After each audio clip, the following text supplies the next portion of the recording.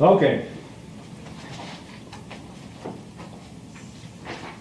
So the last page we had yesterday over here was 99.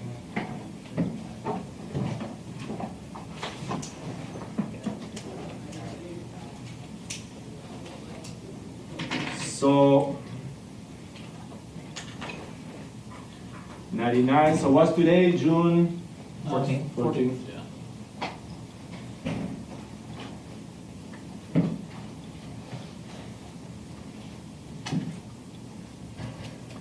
All right, so quick review to what we have been doing so far. Basically, so far, all the problems we have been solving, we had here 0, so sorry, M, 0, 0, here some type of M, so M1, M2, X1, X2 plus K1 minus K, let's say minus K, K2, okay? I'm simplifying. X1, X2 equal to 0, all right, or forcing function or something. Here, what I want you to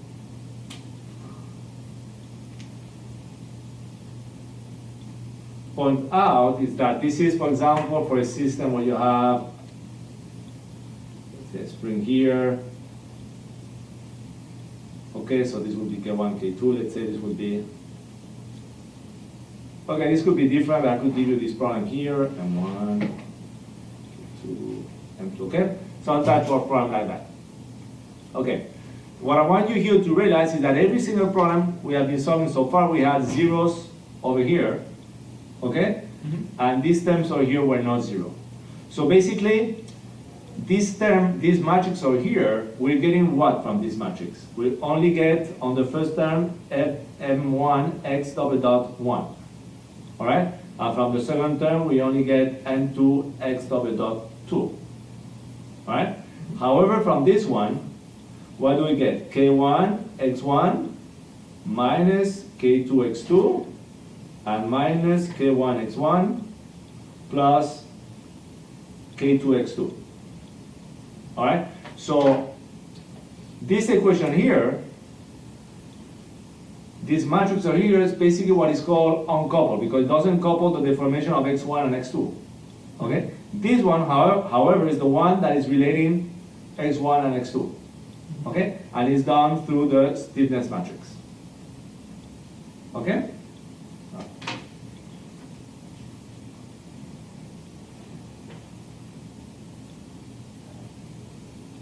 So today, it's not to confuse you, but I want you to be aware of this. We're going to do what is called as absolute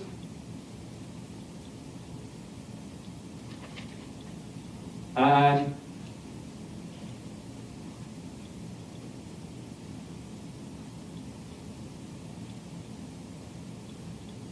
relative coordinates.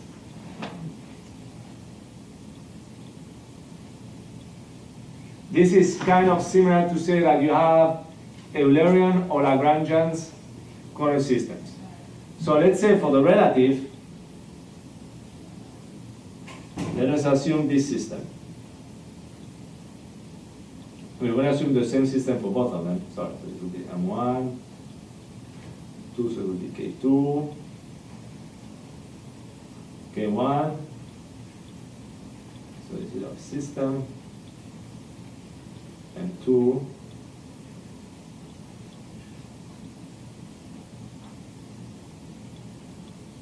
and 1, K1.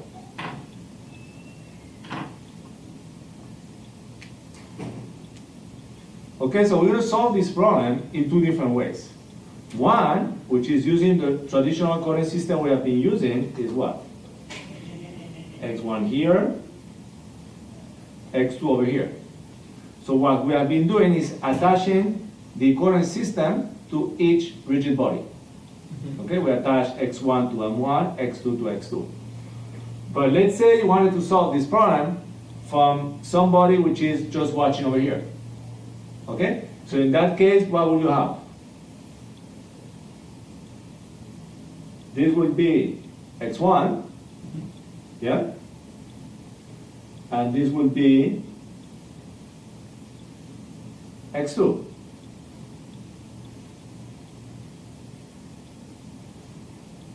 Okay, so that's just the matter. If you think about it, this is more like kind of what you do in fluids, believe it or not. What is the current system in fluids? Generally, you are moving with a particle of air, no?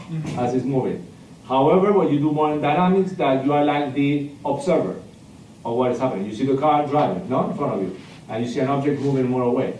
So this is more this type of current system. So I don't know why they changed the nomenclature in vibration, but this is what is called relative, because it's relative to each rigid body, okay?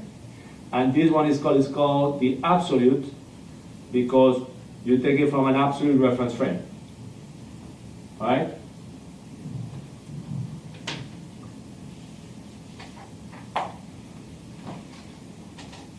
Okay, and to do a review, we're gonna derive those equations. It's a little bit faster, and also it's gonna help us to review it. So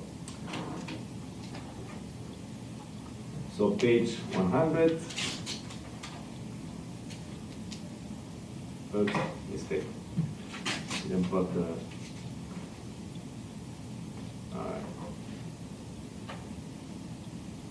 So let us derive the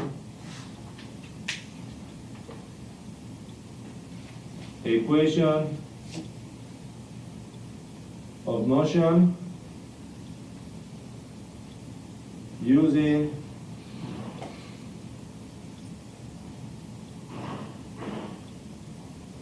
the Lagrange equation.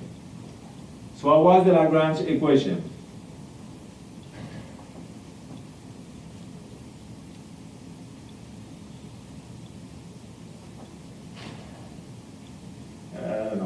Let's call this one x, okay? Doesn't matter. It's x dot for the velocity. X dot there. Minus partial L partial x equal to 0.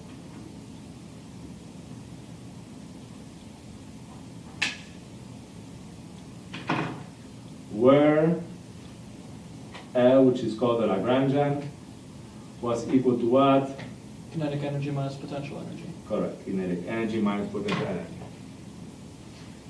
Okay, so if you think about it, really this stuff over here is called, one is called a Lagrangian reference frame, okay, or coordinate system, and the other one would be what? The Eulerian reference frame. So, okay, let's go this way. Let's not talk about mathematics, it's not. Okay, so let's first derive this using the relative coordinates. So this will be what we have been doing all the time, okay? The relative coordinates attaching each one. So in this case, what should we expect for the matrix M1 and M2? To be uncoupled, no? To have zeros over here, and to have the coupling through the stiffness, okay, for X1 and X2.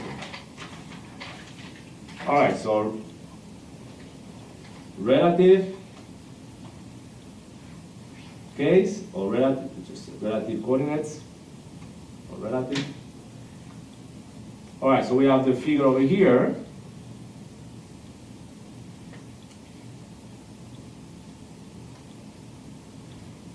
What would be the kinetic energy?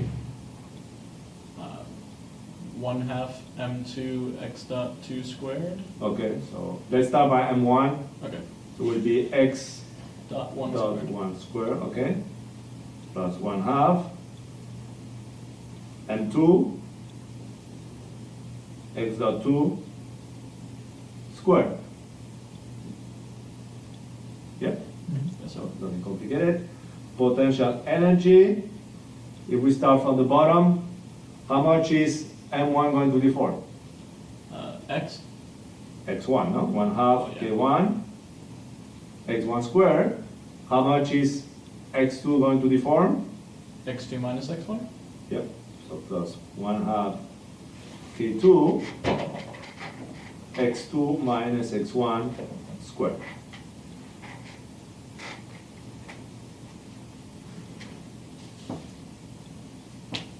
So now the Lagrangian will be equal to what? Kinetic minus potential.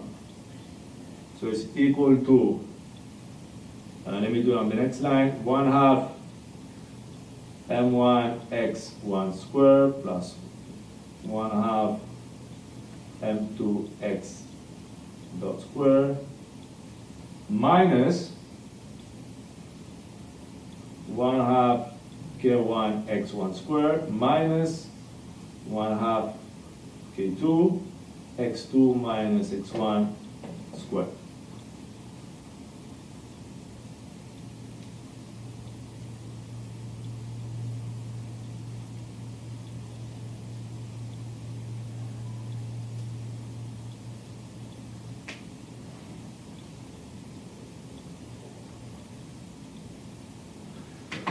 All right, so we have this.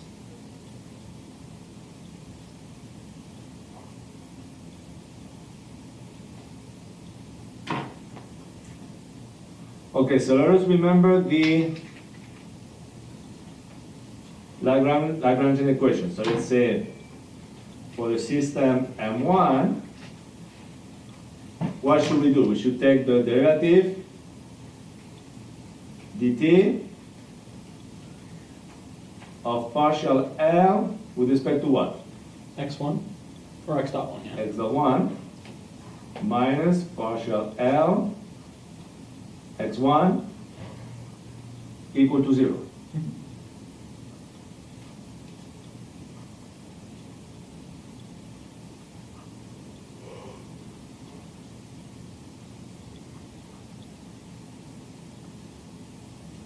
Okay, so let's do this slowly over here.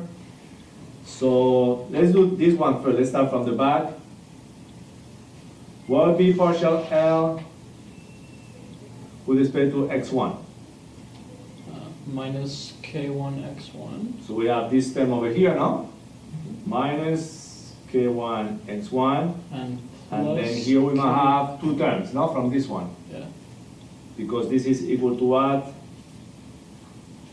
x2 squared minus 2 x1 x2 plus x2 squared, no? Mm-hmm. Alright? So this will give us what? Minus k1 x1. What about this one? Function of x1. So we did this one, we need this one, no? Mm-hmm. So what are we going to get on this one? It'll be plus k2 x2 and minus. Why do we put here minus? So minus will be plus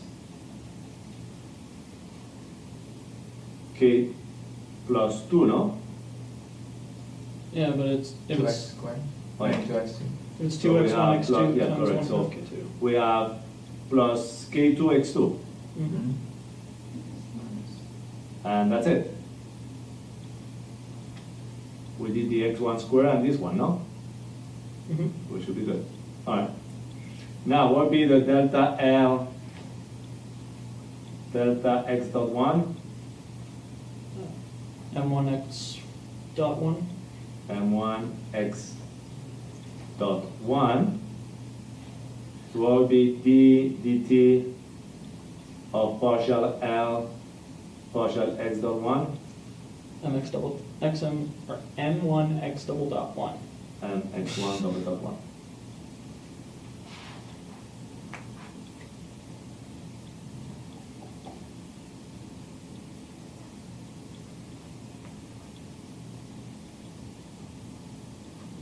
Here looks like I'm missing one term.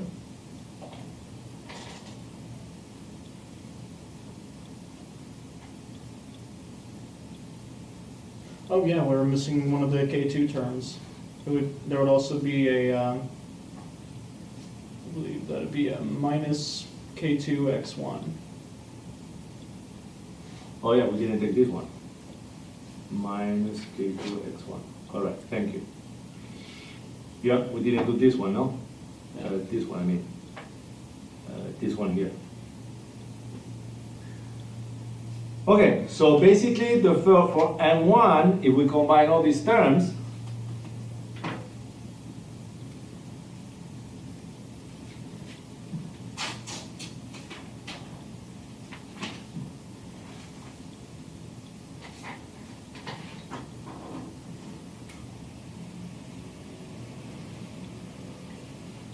What do we get? I'm going to get that, I'm going to rewrite it d dt partial L partial x dot 1 minus partial L partial x1 equal to 0 becomes what? I forgot to put the 1 here, m1 x1 double dot minus all this term over here, which will be plus k1 x1 Minus K2, X2. minus k2 x2 Plus K2 x1. plus k2 x1. All right? Or if you want, or m1 x double dot 1 plus K1 plus K2, X1. k1 plus k2 x1 minus k x2 equal to 0.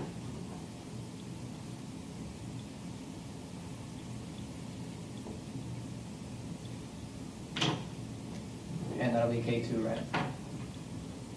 Yep. And that will be k2 x2. Yeah. So we do exactly the same thing for m2. What do we have? D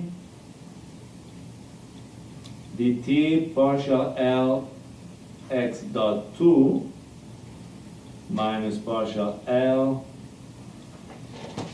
x2 equal to 0. Okay, and you have the expression for L over here again. So it's the same expression over here. This is the L. So first expression we do is partial L with respect to x2, what would that be equal to? So we only have these terms over here, no? So it would be Minus K2, X2. minus k2 x2 Plus K2, X1. plus k2 x1, yeah. And that should be it. Alright? Now we do partial L with respect to partial x dot 2, we get m2 x dot 2,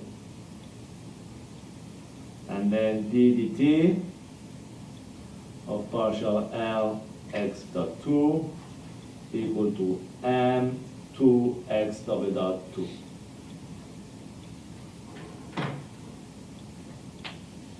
So this equation here becomes what? m2 x double dot 2 Plus K2, X2 minus K2, X1. plus k2 x2 minus k2 x1.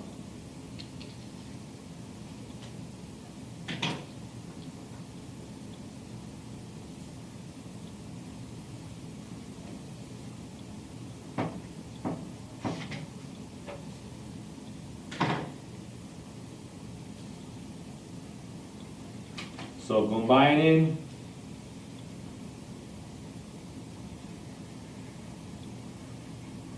I and double I, the 2-degree of freedom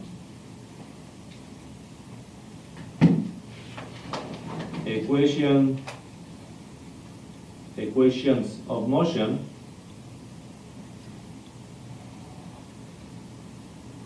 are obtained.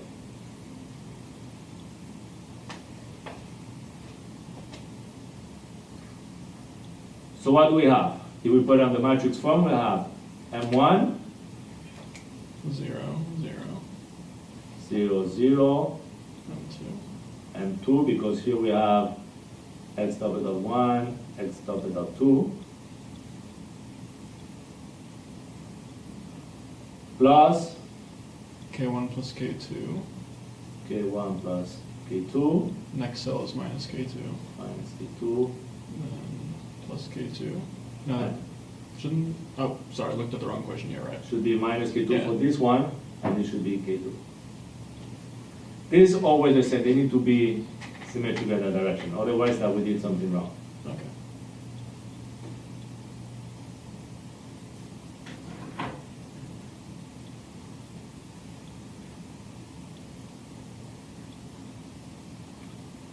Okay, but again, I'm going to say this one is uncoupled. This one is coupled for x1 and x2.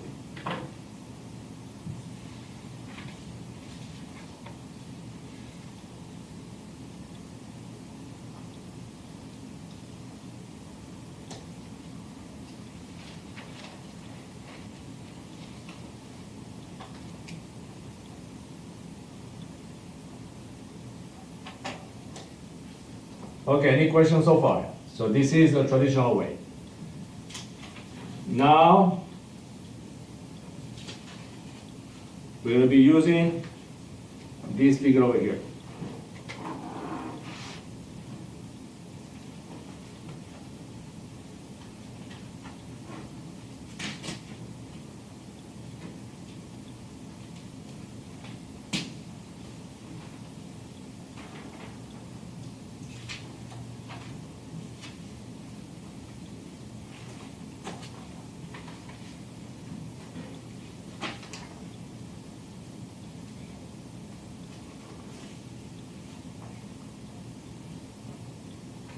So now we're going to be looking at the absolute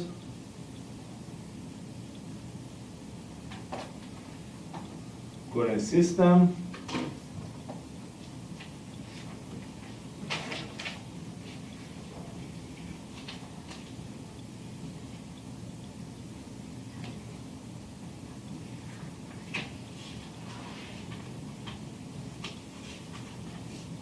Yeah, that looks about right. Okay.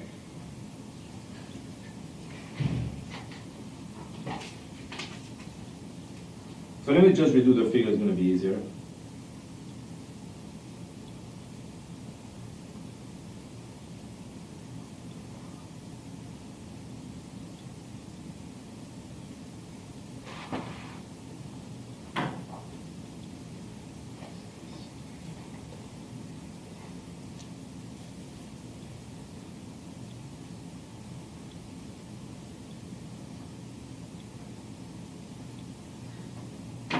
So, I mean, what do you guess is going to happen now? Hopefully it should simplify to the same equation. Okay. But that is not what's going to happen, but let's see what's going to happen, okay? But it's good, I mean, it's a good thing to at least have some type of idea. If you don't get it, then it's fine. You try to understand why. All right, so we try to do the same thing. What would be the kinetic energy? So what would be the velocity of this one? 1/2 m1 x dot 1 squared. 1/2 m1 x dot 1 squared, correct. Now probably difference is going to be on m2.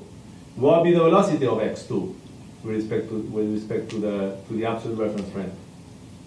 X dot 2. No, because this x dot 2 is going to depend on what? Okay, so x dot 2 minus x dot 1 Actually, it's going to be, I mean, if both are moving up, what should it be? So plus.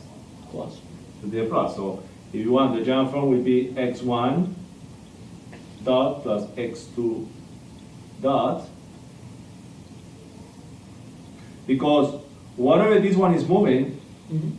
this one will also be moving at the same time, no? So you move this one up 1, this is moving 1 up, plus whatever this is moving up, correct? Mm-hmm. So if it's moving the distance, same amount of time, is also the velocity. So we get those two. All right. Now the potential energy.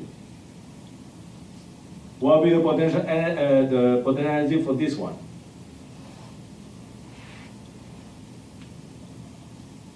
Let's see. Well, it would start with a 1/2 k1. Yeah, this one should not change anything.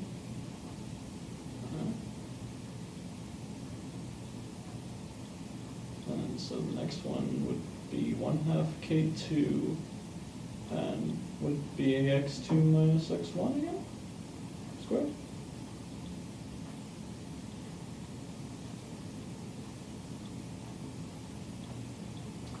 Here, all right, let me see what we did before, because here we should have, let's see what were the equations here. All right. In this problem over here, when we did this one, we had K kinetic energy for this relative reference frame. All right? We had that kinetic energy was 1/2 x1, the velocity, so 1/2 v1 squared plus 1/2 v2 squared. Okay? And in this, and then for the spring, you have 1/2 kx1 squared plus 1/2 k2 x2 minus x1. Right? So now what's going to happen is that once you use this one, so you see over here you have no coupling between x1 and x2. And in this term, they give you the coupling. Right? Now, once you go to the absolute, the reverse is going to happen. We're going to get the coupling in the masses, and we're not going to get the coupling on the springs. Okay. Okay?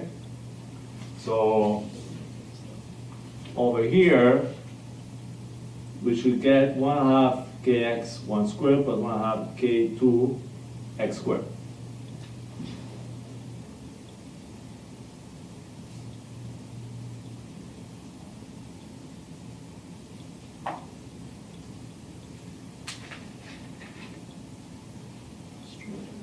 Yeah, I think I know how to explain this now. Okay.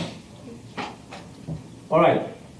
So the way to explain this, let's go to this one, the potential energy. This spring is going to move x1, correct? This spring is going to move x2 to the observer. You are here. Yeah? Yes? Now, what happened with the velocity of this one? For the observer, it looks like the velocity of this one would be the velocity of this one plus the velocity of this one. Okay. Yeah? So that's what we have here, this term over here. Yes. And this one would just be moving at this velocity. Okay? So, if we, so using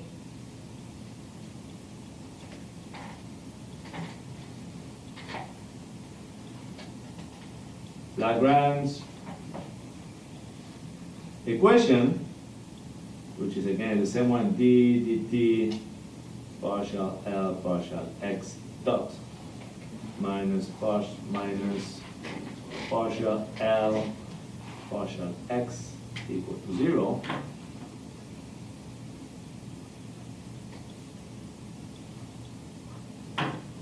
So again, if we do this for M1,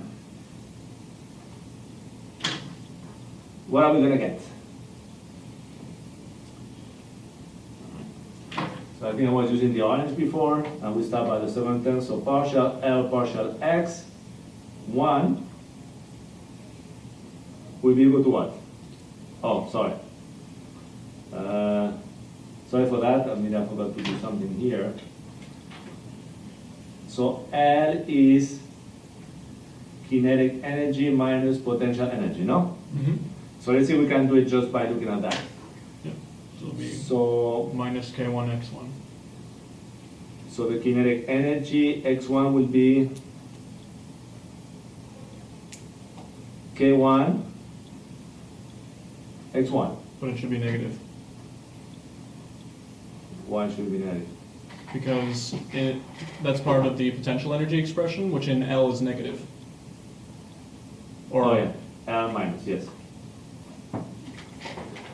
You want me to write L? No, I don't know about it. I don't know about anybody else. Let's just write L, I think it's going to be a little more clear. So where L over here would be equal to what? 1/2 M1 x dot 1 squared plus 1/2 M2 x dot 1 plus x dot 2 everything squared minus 1/2 k1 x1 squared minus 1/2 k2 x2 squared. So partial L partial x1 will be equal to what? So that you say minus k1 x1. Anything else? Nope, I think that's it. So let's change a bit the way we did it before. We might go a bit faster. And what would be partial L with respect to x2? It would be minus K2x2. Minus k2 x2. So this is for m1. This is for m2.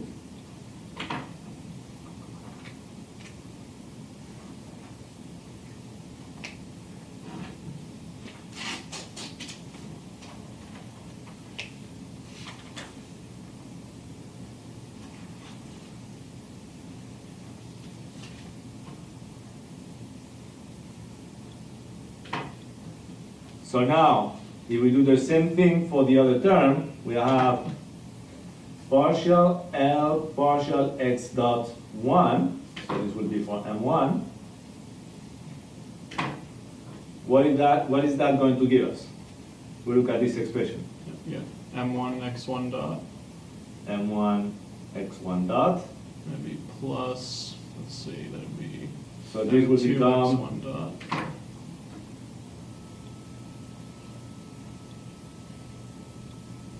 x1 dot square plus 2 x1 x2 dot plus x2 2 square, no? Mm-hmm. Alright? So this term would be equal to what? Would be plus m2 x1 dot. Let me hold on 1 second. Can you see on the page? I'm trying to do it again. So plus m2 x1 dot x1 dot and plus m2 x2 dot. and 2 x2 dot, correct. Alright, so at the end we're gonna have that d dt of partial L with respect to x dot 1 will be equal to what? m1 plus m2 x double dot 1 plus m2 x double dot 2.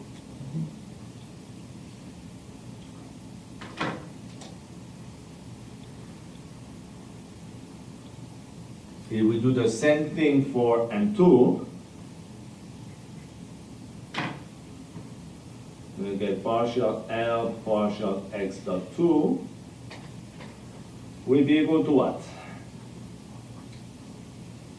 So we need to look only at this term. We'll have m2 x1 dot x1 dot plus plus m2 x2 dot. x2 dot. So that gives that d dt partial L partial x dot 2 will be equal to m2 x double dot 1 plus m2 x double dot 2.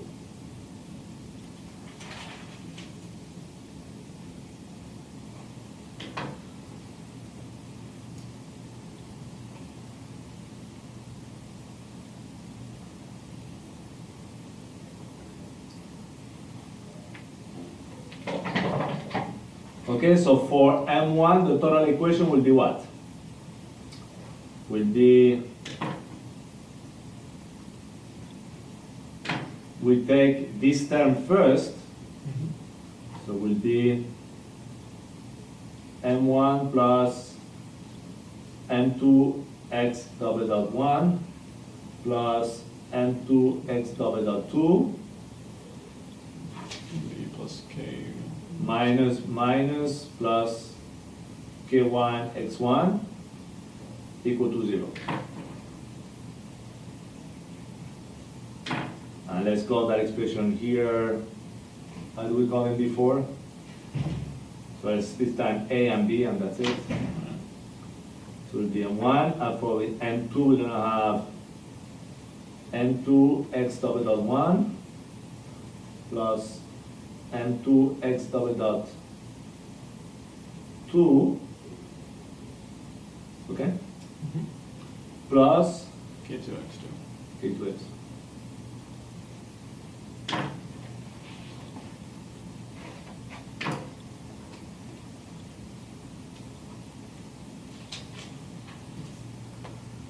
Okay, well, I just write over here. I'm going to start going a bit faster. O in matrix form.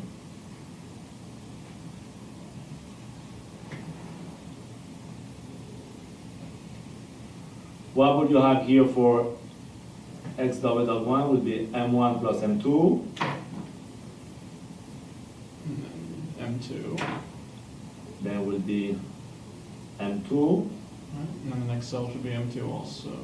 m2, And M2 again. and m2 again.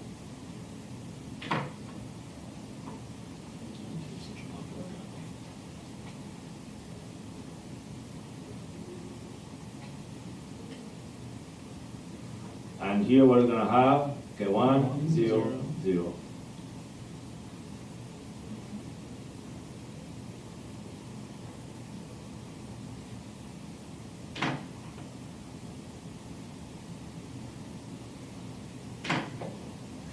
So now,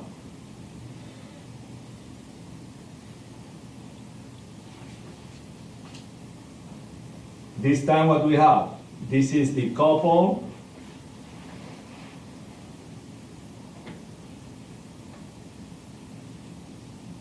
matrix. This will be the uncoupled. What do we have? So let's see. So this is for the absolute. What was the result for the relative? The coupling was on the springs, no? And this one was the uncoupled. Now, for the relative, what we have? The coupling is in the mass, and this one is the uncoupled. Okay?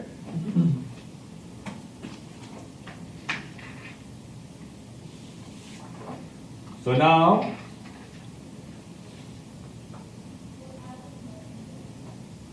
now, the stuff is to know. So both of these equations basically are representing the same problem, no?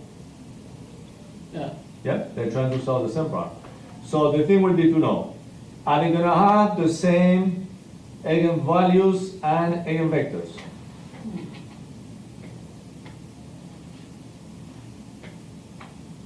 Should be. I mean, they should give you the same results, no? Yeah, should be. Yeah, otherwise it will make no sense. So, so let me go to the next page over here.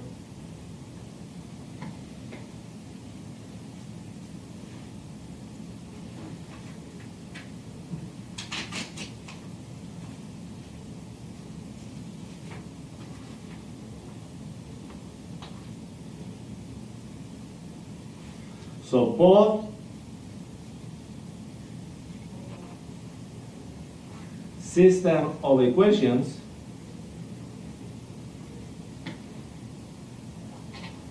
represent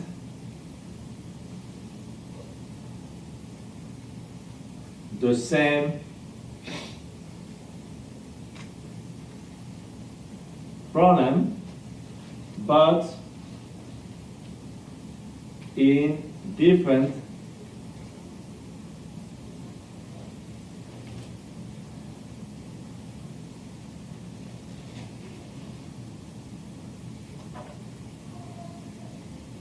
coordinate systems. So we had for the, so we start first by the relative.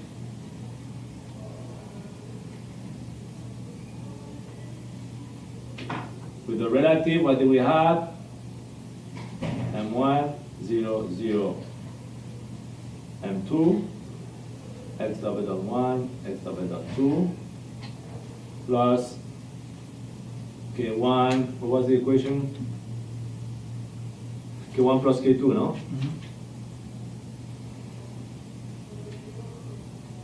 Minus K2 minus K2, and this one should be K2. Yep.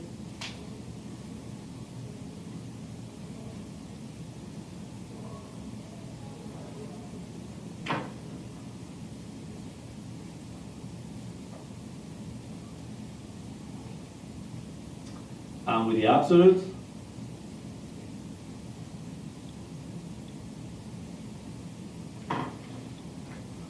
this time we add the coupling on the masses, so this was M1 plus M2. And the rest of them are M2, I think.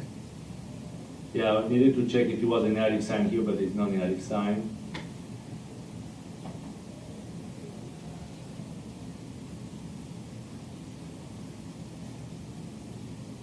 And then we have here K1, 0, 0, K2.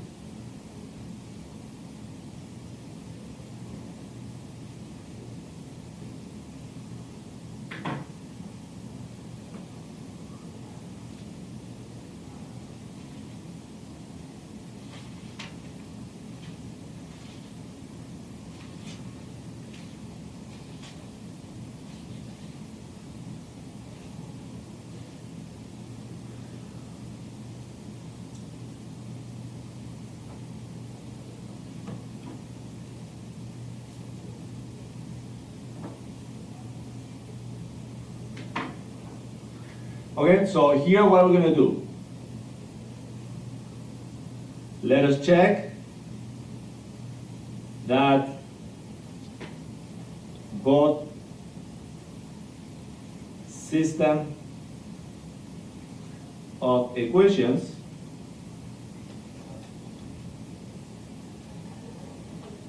yield two similar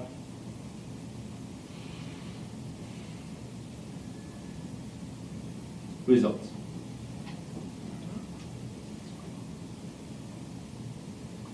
So here in the class notes I have some values, but if you want you can change them.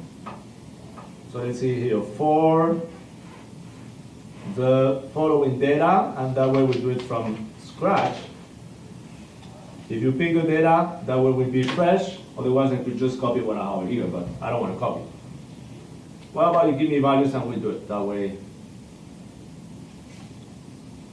What you're going to use for M1, M2, K1, K2.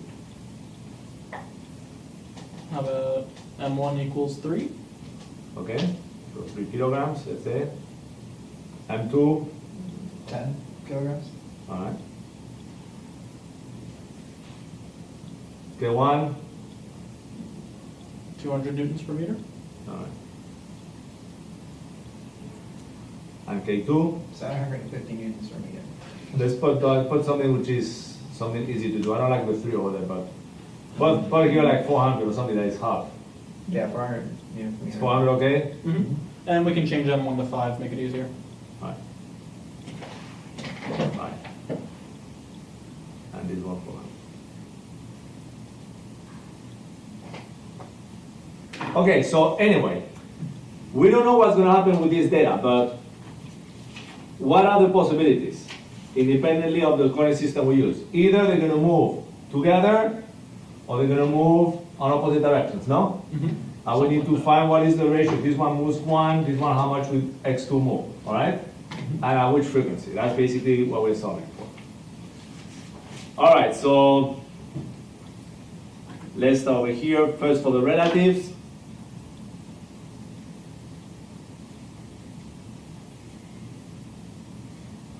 So let me go to the next page, otherwise I know I'm going to have to redo it again.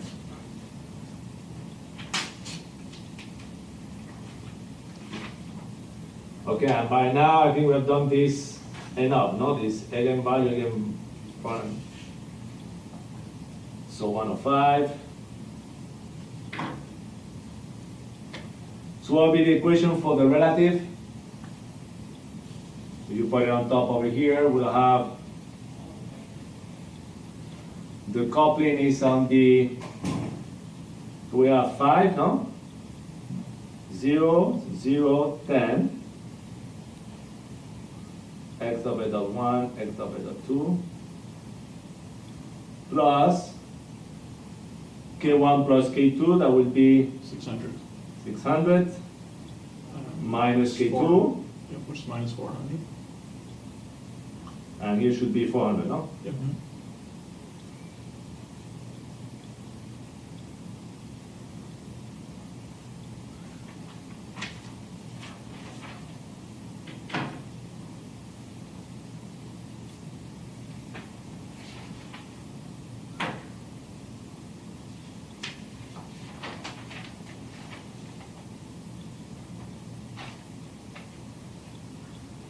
All right, so there we go.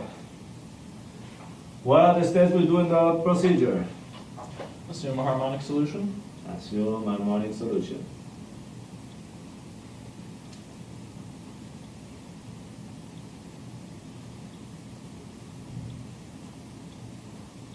Which is x equal to xi ei lambda t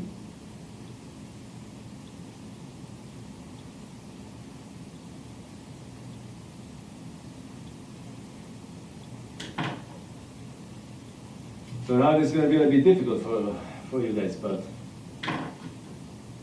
what will this equation become? Once we substitute the x double dot, Let's see. It should be -5 lambda squared. Oh, yeah, it'd be the I lambda t. so negative 5 lambda squared plus 600. plus 600, perfect, Next cell is minus 400. minus 400. Do you guys follow what we're doing here? This should be the minus m lambda squared plus k1, no?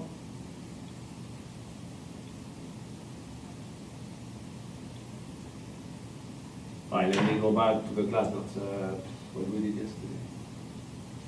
What we did yesterday. All right, so basically here we're doing this solution.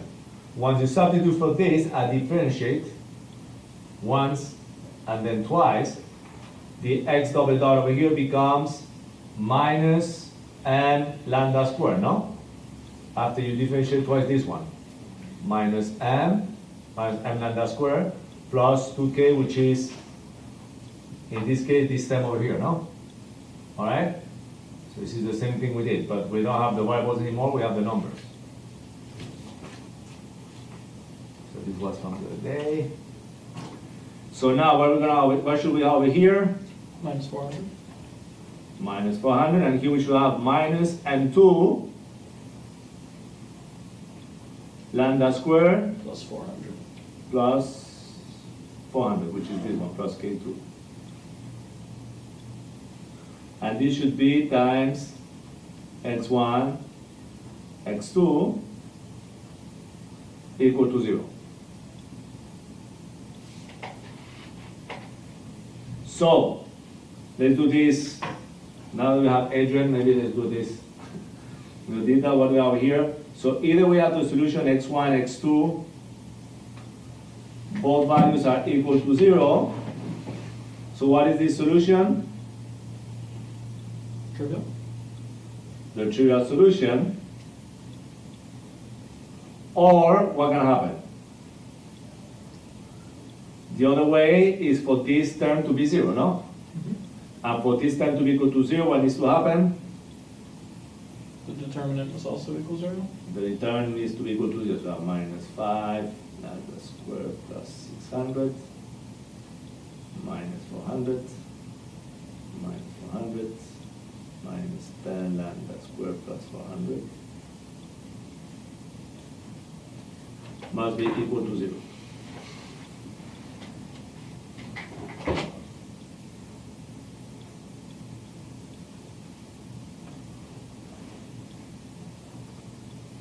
So how do we do the determinant of this one? Would be equal to minus 5 lambda squared plus 600 times minus 10 lambda squared plus 400 minus 400 squared equal to 0.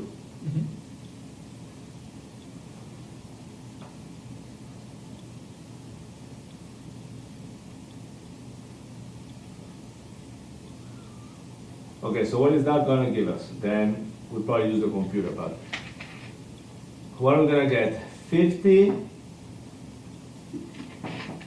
lambda to the fourth, no? Mm-hmm. Then how many lambda squared we're gonna get? So you minus. So minus 2000, And minus 6,000, so that minus 6000, so that's minus 8,000. minus 8000 lambda, and then we have constant terms that will be what? Plus 600 times 400, no? Yeah. Minus 400 squared. Mm-hmm. Okay. It's 2,400 minus 1,600, 800 left. How much is this one? That should be 1,600 is the 400 squared, and then the other one is 2,400 if you. 2400. If you Yeah, but you have a lot more, yeah. Yeah, if you subtract them, it comes to 800. 800, perfect. So it will be 50 lambda squared minus 8000 lambda plus 800. Yeah. Shouldn't that be a lambda squared? Lambda squared here, yeah. Yeah, because it's a b quadratic equation. So this is what is known as the characteristic equation.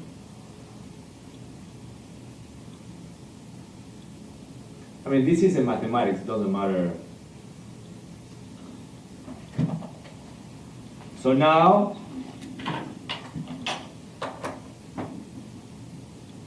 solving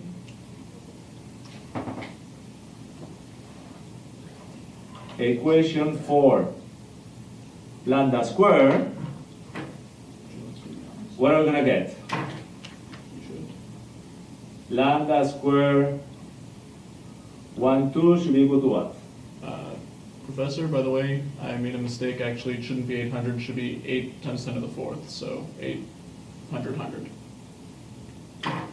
Got the place. So I can put here just the 10 to the Second, that'll work. 2, okay?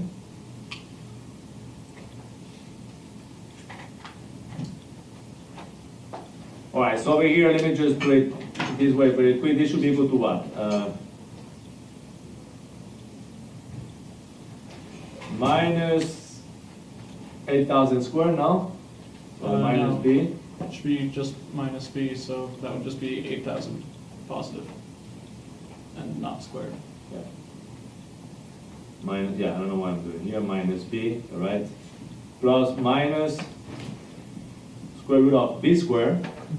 Now is the 8000 squared minus 4 times 50 times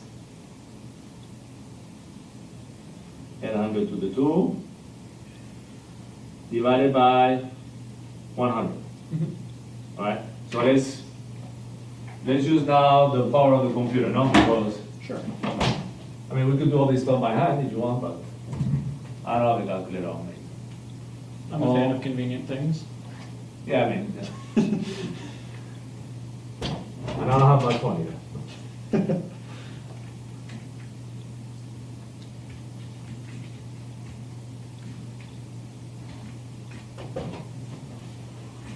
Okay, so that's good. Then stop me where this was behind. So what do you want to use, Maple or MATLAB?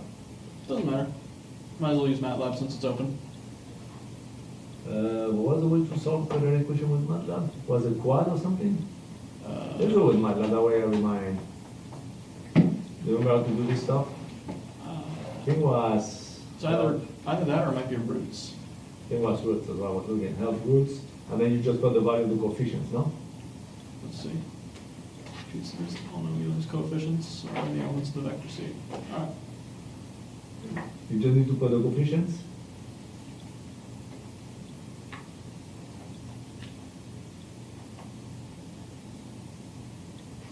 I remember this one, so let me delete this one. Oops. So new script. So CLC, clear all.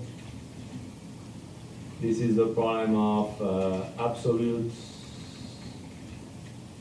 and relative relative coordinates. Well, no, we might not need all that data, but I'm just gonna write it down. What did we say was M1? 5, no? Yep. M2, I don't know if we need it or not, but K1 was 200, Yes. and K2, 1. Maybe we should have everything in function of K1 and 2, but it doesn't matter. So we have here for relative coordinates, we use the values directly, so I guess, let's say coefficient 1 will be, how much we had? 50, I don't know if it's going to be this way or not. So this will be for lambda to the 4th, no? C2 is Negative 8,000. negative 8,000.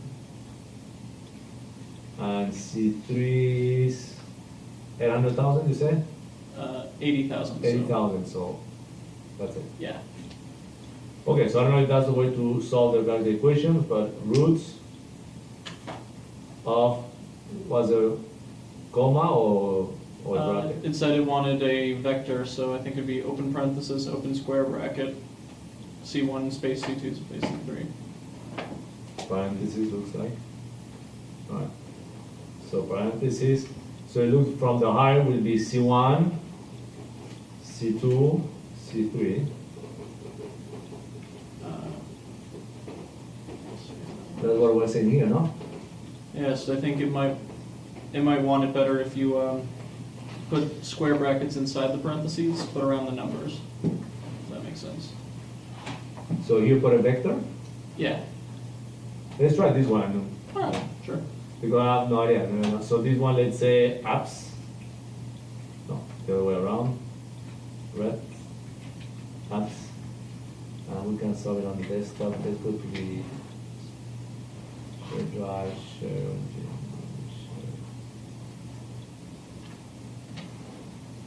If not that, we'll Google it and that's it, you know?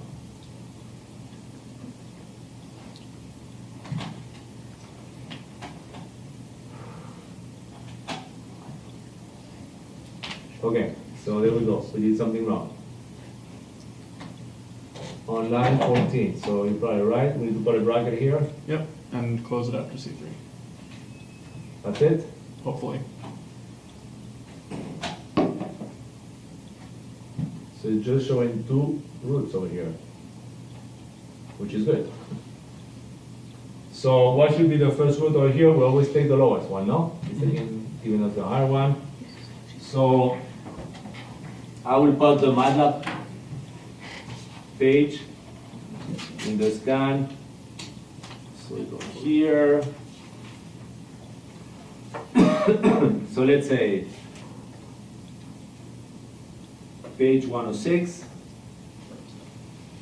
from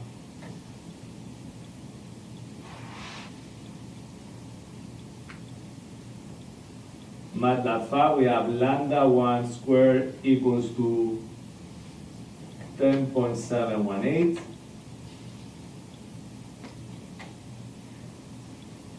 Lambda 2 squared equals to 149.2820. And this should be equivalent to what? To the omega 1 squared. Professor, should this be on the doc cam? It will help, huh? It will definitely help. Sorry for that. Sorry. Sorry for that. So we have this.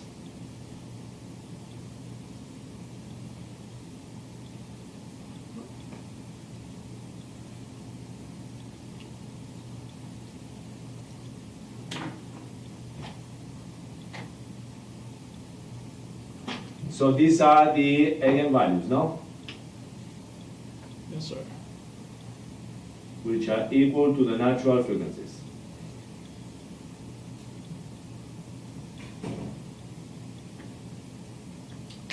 Okay, now what do we need to do? Find the eigenvectors. Find the eigenvector, which means solve this equation for lambda 1, no? Now we have the values for lambda, solve for x1 and x2. Okay? So for that equation, probably gonna do that with,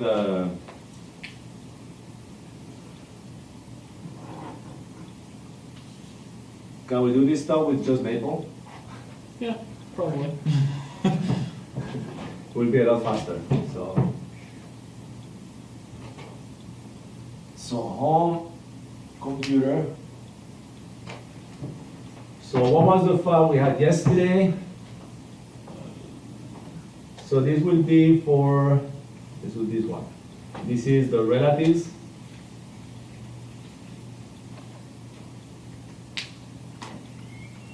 Coordinates, we have this, so we might do this one. So what do we have here for m was equal to, what do we have? M1, 0, And then 0 and 2, I think. 0, and 2. Then for k, we had k1 plus k2. And then it was negative K2, Negative k2, negative K2 again. k2, and k2, no? Yeah. So I don't remember how we did exactly yesterday, but what was the parentheses? We had eigenvalues, no, eigenvectors. What did we have before? I think it was eigenvectors. Yeah, it might have been vectors first. Let's open it here, I mean, let's see what it was. Might as well.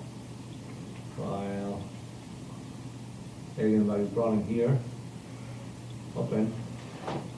Okay, that wants to open.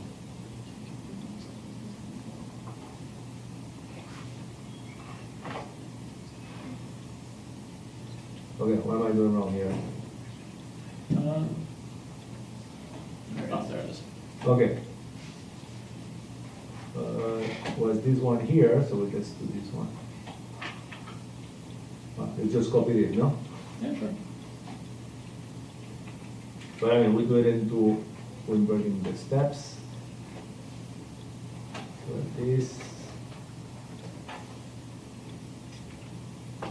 All right, so it should give you the eigenvectors.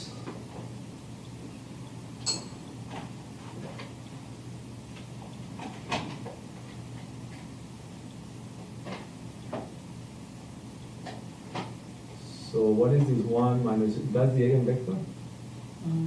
That's the lambda. What is that showing? I don't know. So let's block this one. Oh, I know what I should do here. Maybe. I think K is also missing the, No, what I want to do is this side. Nothing wrong here, but for this is for the relatives. So this is relatives. We did the rules, okay, over here.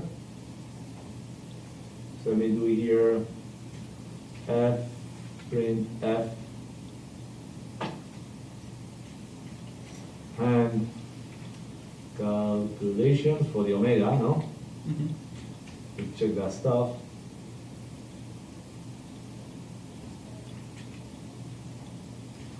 F print f. No big deal. I erased everything I was, I was doing copy paste. I had everything. Control. Copy. Oh. Alright. Control V. But I deleted something without knowing. I need my M.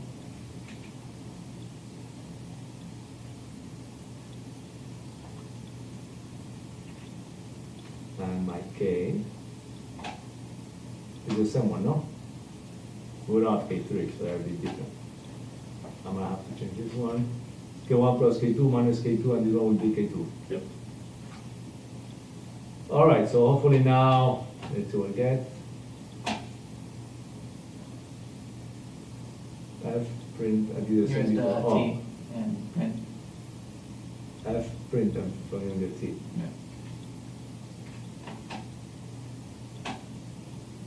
Okay, so 149.2820, the one we calculated.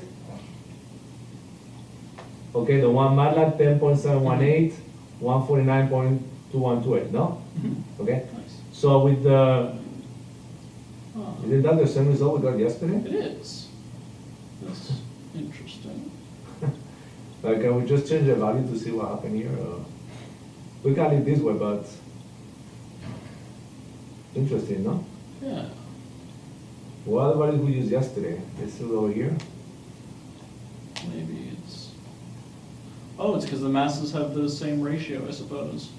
Oh, no, Yeah, the man has the same ratio. You gotta use the same one. Okay, it doesn't matter, okay? We didn't do it on purpose, so let's do this one. So we get, let's say, from MATLAB.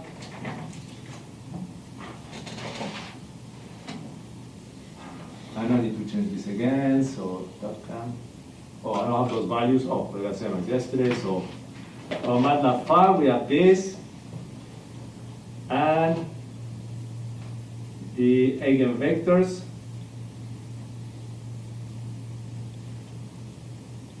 which I like to call them more mode shapes, will be what? For the first eigenvalue, we had, what was it, 1, 1 and then 1.366. 1.366. Okay, so let me, for the second one, we have 1, nearly 0.366. I think yesterday I did exactly the same figure as this one, so let's just do it again.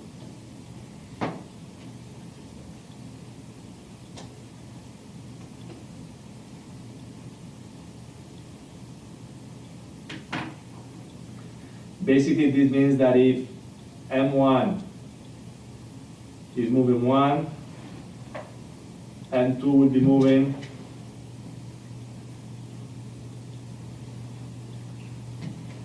1.366.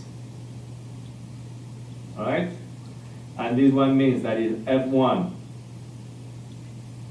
is moving 1, M2 will be moving on the opposite direction, nearly 0.366.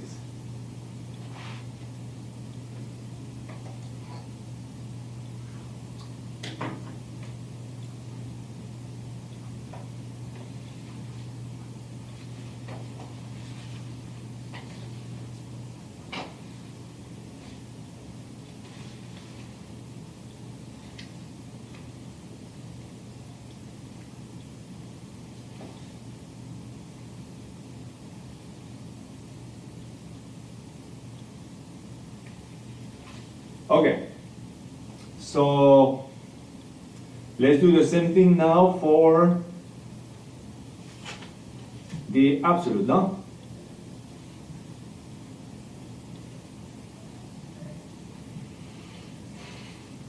So for the absolute, what was our equation? M1 plus M2, And then M2 for all the other cells. M2, M2.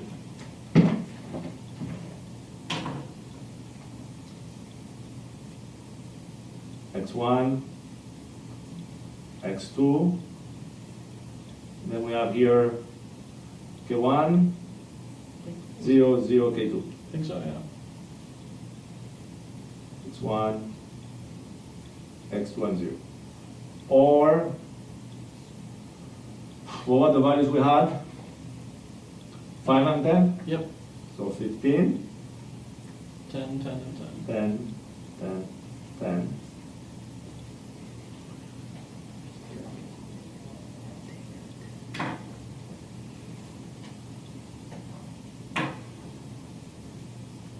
Plus was 200, 400. Yep.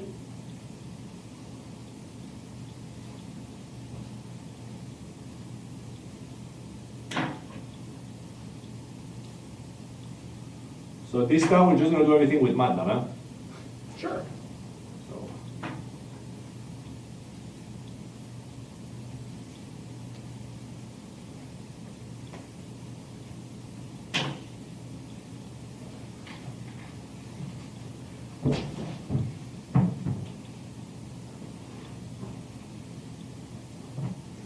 So what are you expecting? You know, it's good that you start thinking ahead a little bit of what might happen.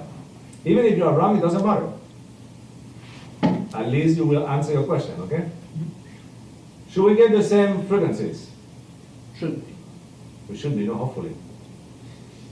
Okay, so let's see what will happen. Are you done copying this?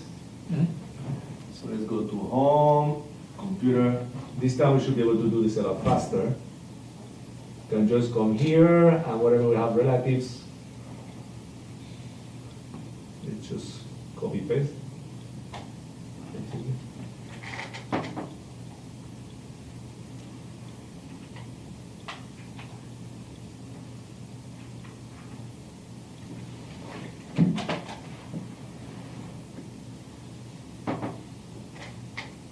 What did I do? Oh. So it should be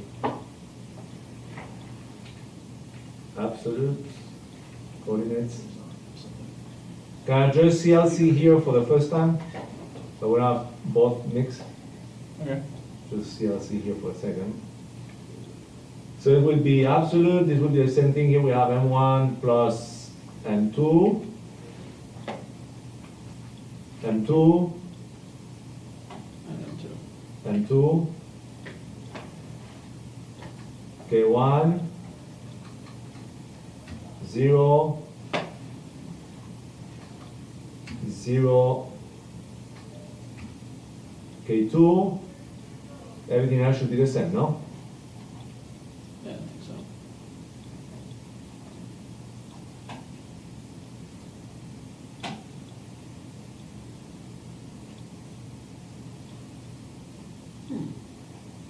So what are we getting over here? For the frequencies, what are we getting? Same.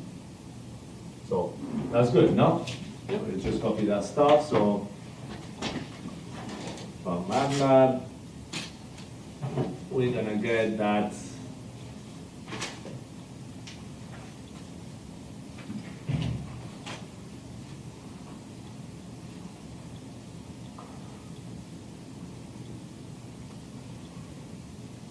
Okay, so I'll go to the next page. We get lambda 1 squared equal 10.718. Lambda 2 squared 149.2820. Yes, it's funny, the ratio is the same as yesterday, which is the same as omega 1 squared, same as omega 2 squared.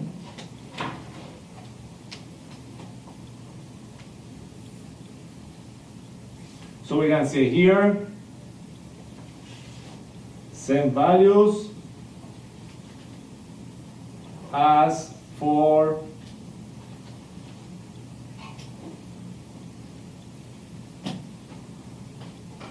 the relative system. Okay, for the eigenvalues or frequencies.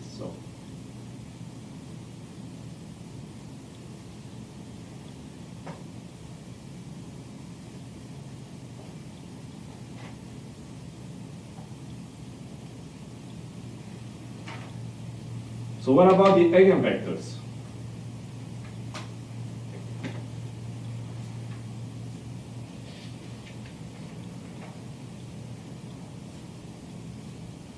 What are we getting? I think they were pretty much the same. It should not be the same. I mean, there should be. What are we getting here? Are they giving that? No, they're not giving the same, as you can see. What are they giving? Opposite signs, basically.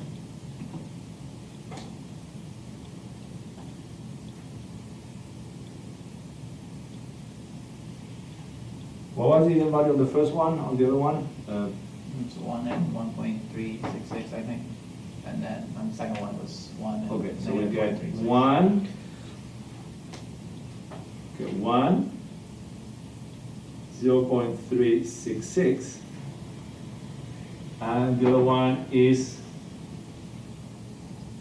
1 And they- minus 1.366.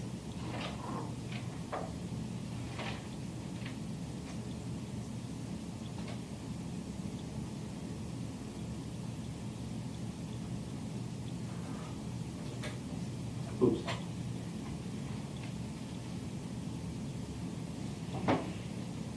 So they're not the same. Not quite.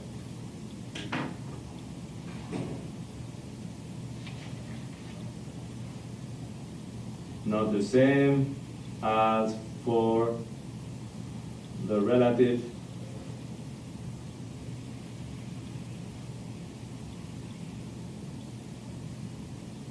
coordinates or system. So what does that mean? That they cannot represent the same problem?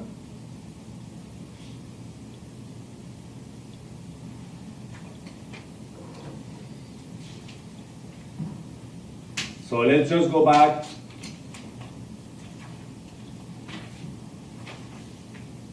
to the first page, okay? So what was our relative?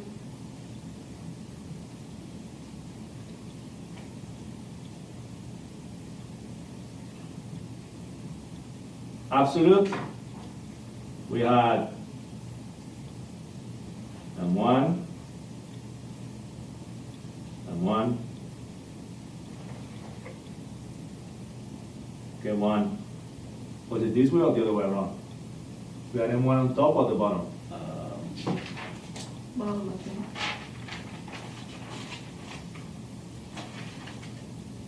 Yeah, there's one on the bottom, yeah.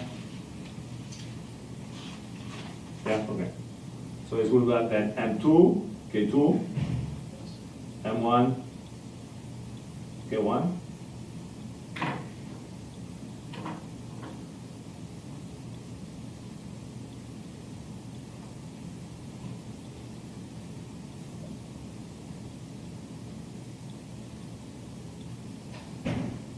So obviously the answer is going to come now. What was the coordinate system?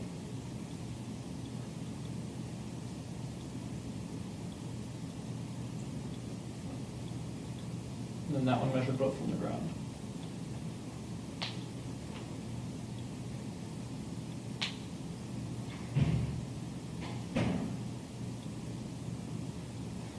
So basically what happened is that each every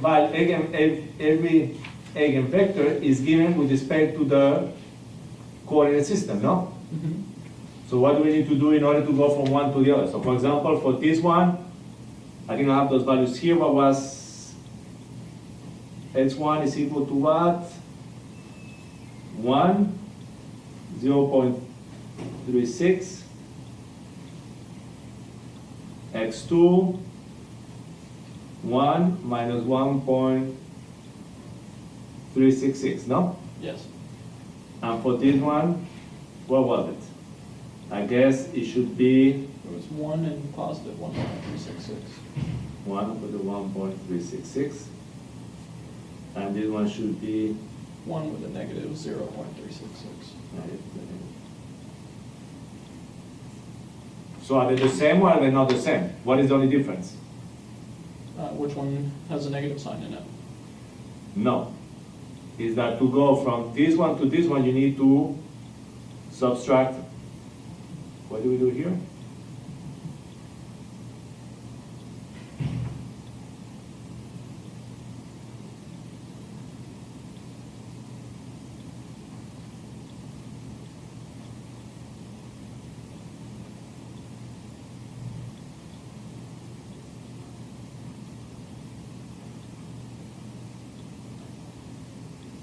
So if we keep x1 equal to 1,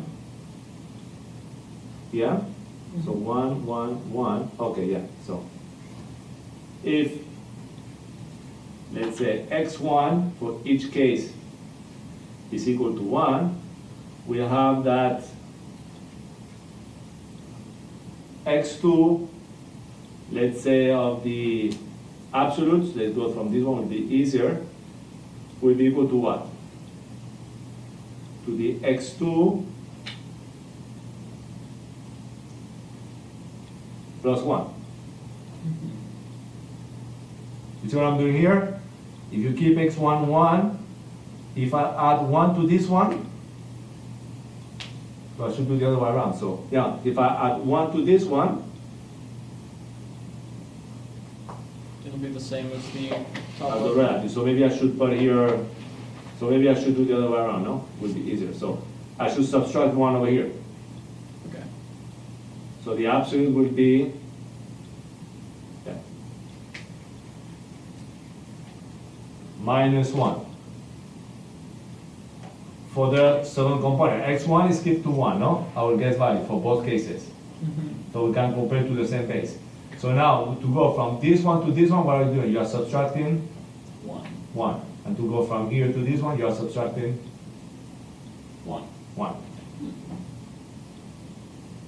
So basically, both problems represent the same, but we don't have exactly the same eigenvectors because we have two different reference frames, no? However, the eigenvalues are the same ones because the natural frequency must be the same independently of the reference frame. The frequency of vibration should be independent of the reference frame. Okay? So all this stuff is to show you that, okay, results can have the coupling on the masses or the spring. And that depends on the type of current system you are selecting. In 99% of the cases, you will use the relative current system. But sometimes, some people might ask you to use an absolute current system. Okay? But in general, the coupling is always done with the springs and not with the masses. Alright? So that's all I wanted to do today.